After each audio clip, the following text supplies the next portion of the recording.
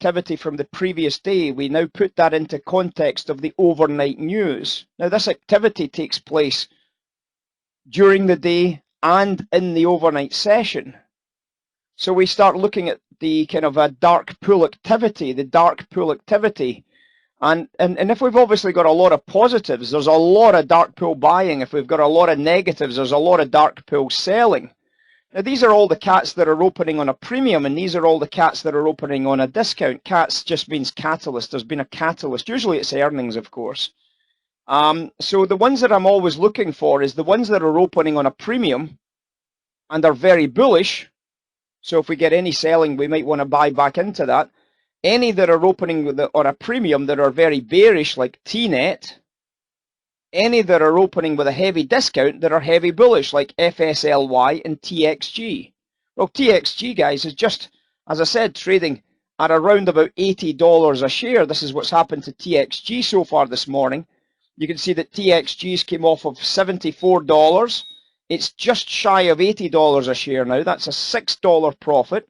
That's not a bad trade, is it, when you think about it? It's not a bad trade at all. So when we look at FSLY, and we look at this Fastly Incorporated, this has not done very much at all. So this is one that might still bubble away in the background. So it's sticking around. It's not really moving itself anywhere. So the other one's FVRR.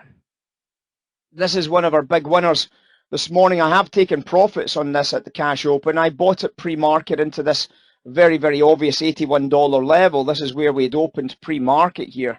And it traded down into this, and we'd snapped up some discounts down at $81, $82. It traded 89 at the open, and we closed off a big chunk of our positions.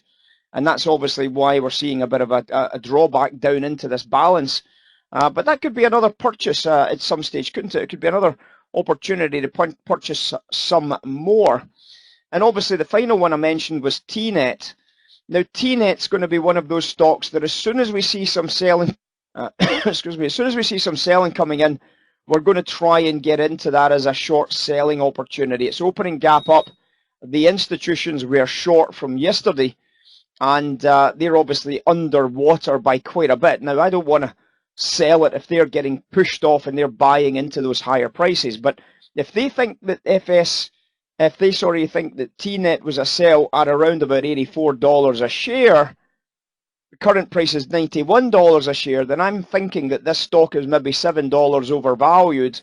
I could make a good solid 10% gain on this one, on this outcome. So I might be able to get a bit of business done, but I'm waiting for that selling to jam the buyers, and then I'm going to flip TNet round into a short play.